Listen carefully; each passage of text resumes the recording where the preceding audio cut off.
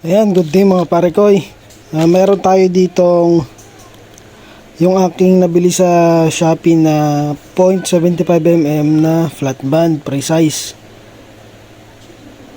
Ang problema dito kasi, syempre baguhan pa lang tayo.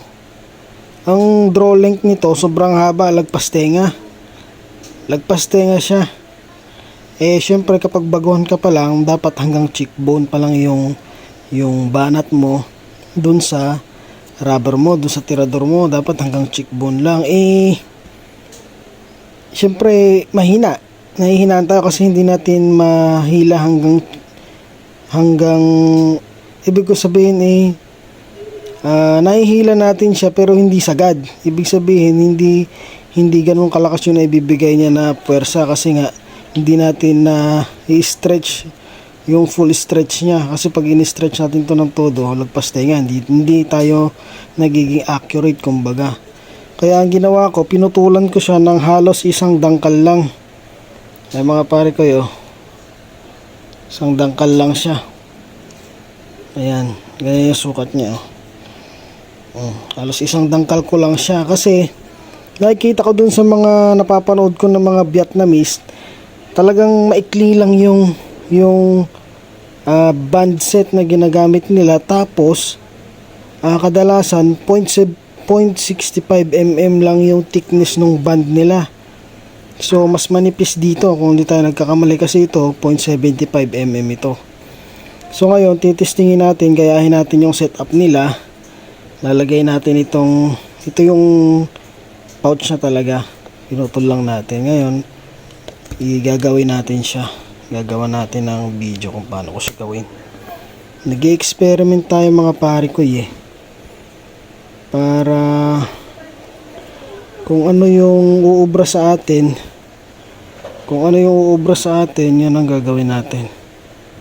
So yan, gamit natin tong yung pin, hairpin sa buhok. Yan, lusot lang natin tapos hila. Medyo mahirap siyang hilahin.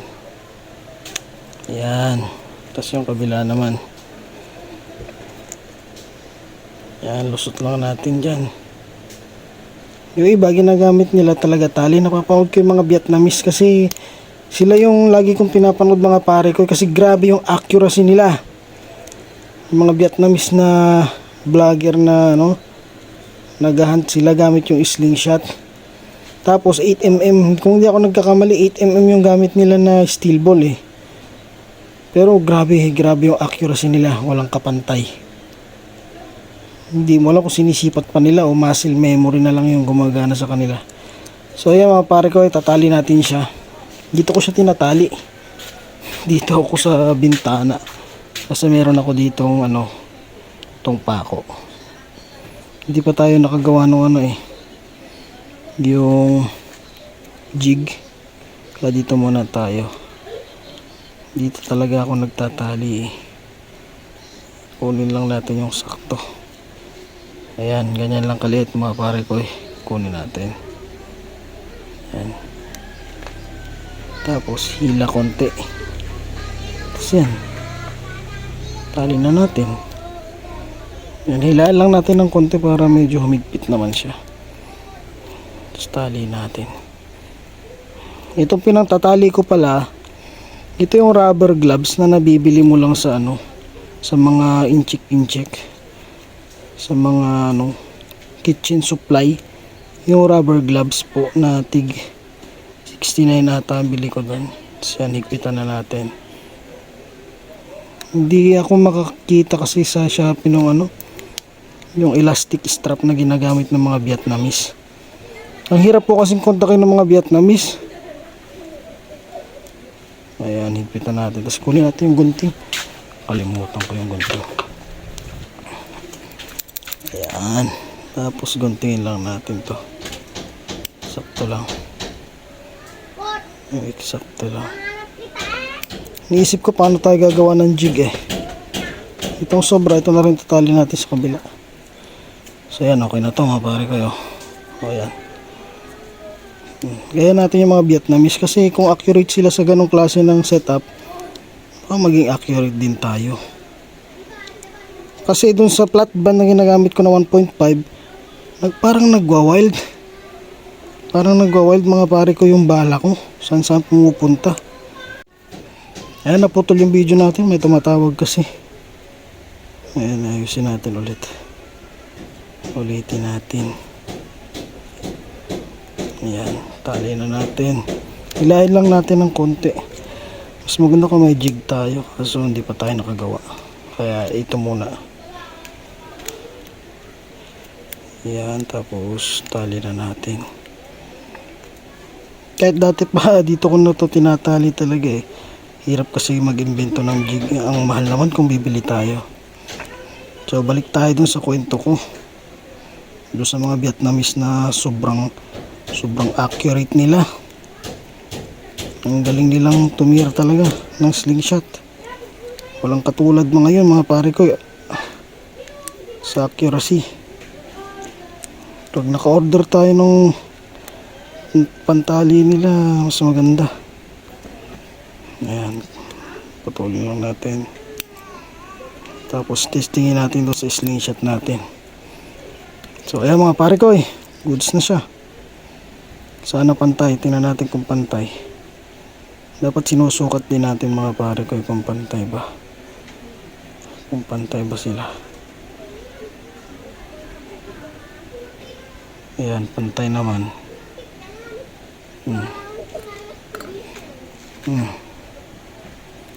Pantay naman sila, tingin ko. Woods, yan, tali na natin dun. So mga pare ko, ito muna ang gagamitin natin. Kunin natin yung luma. Itong luma kasi, ito mga pare ko yung luma natin na goma na 1.5 na ano. Masyado kasing malakas. Nagwa-wild yung bala o talagang hindi pa tayo ganun kagaling.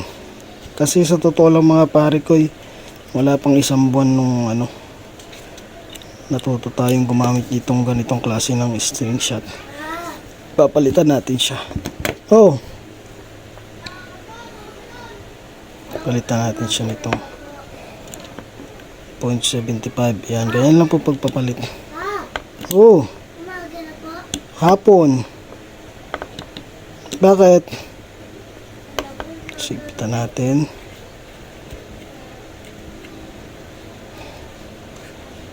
Ay, banking.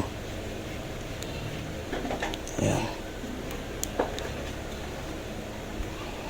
Ayan, kabila naman mga pare ko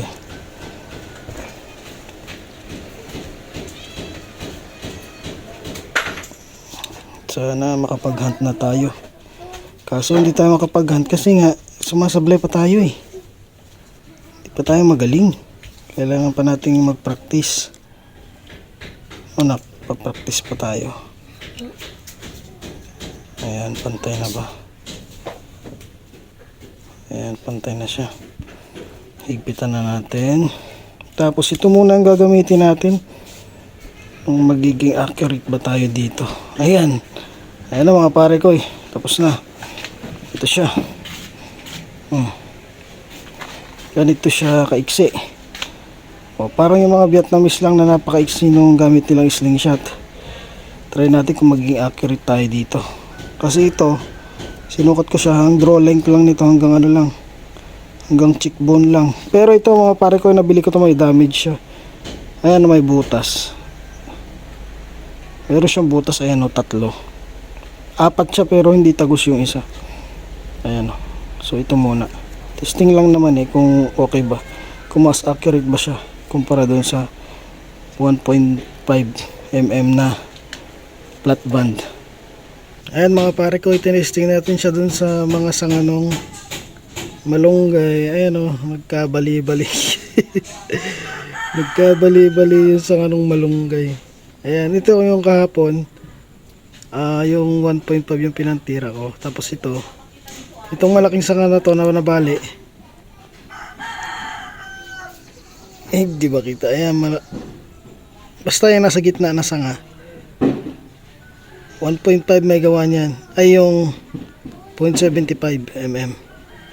Tapos yung itong nasa pinakang dulo, yan, ito, yan. Ngayon lang yan, 0.75 ang dumali dyan. Nabali yung sanga ng malunggay.